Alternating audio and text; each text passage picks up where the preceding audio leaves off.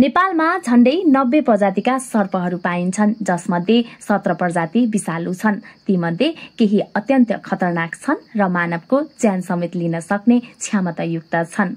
कुन हुन् त नेपालमा पाइने प्रमुख विषालु सर्पहरू? 1. साधारण करेन्ट सर्प।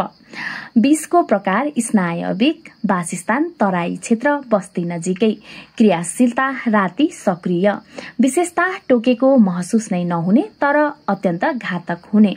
2. पट्टे करेन्ट सर्प। विषको प्रकार स्नायविक, वासस्थान वन तथा खेतीयोग्य जमिन, विशेषता कम आक्रामक तर टोकेमा गम्भीर असर गर्न सक्ने। 3. किङ कोब्रा सर्प। विषको प्रकार स्नायविक र कोष विनाशक, वासस्थान तराई र पहाडी वनहरू, विशेषता संसारकै लामो विषालु सर्प आक्रोशित भएमा मात्र आक्रमण गर्ने। 4. एक आँखी कोब्रा सर्प।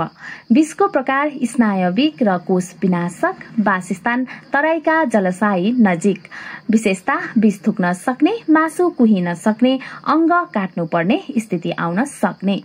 5. दुई आँखी कोब्रा सर्प। विषको प्रकार स्नायविक र कोष विनाशक, वासस्थान तराई र मध्य पहाड, विशेषता घाँटीमा चस्मा जस्तो चिन्ह हुन्छ र विषालु हुन्छ। 6. रसेल भाइपर सर्प। विषको प्रकार रगत बिगार्ने, वासस्थान तराई र केही पहाडी क्षेत्र, विशेषता अत्यन्त खतरनाक, रक्तस्राव, मृगौला बिग्रिने सम्भावना। 7. हिमाली पीठ भाइपर सर्प। विषको प्रकार रगत बिगार्ने, वासस्थान उच्च हिमाली क्षेत्र 4000 मिटर माथिसम्ममा पाइने, विशेषता उच्च स्थानमा पाइने एकमात्र भाइपर प्राय प्राणघातक नहुने। अब सुनौ नेपालमा सर्पदंशको तथ्यहरू। सर्पदंश विशेष गरी तराई क्षेत्रमा ठूलो स्वास्थ्य समस्या हो। धेरै मृत्युहरू जनचेतना अभाव, परम्परागत उपचार र एन्टिभेनमको अभावका कारणले हुने गर्दछ।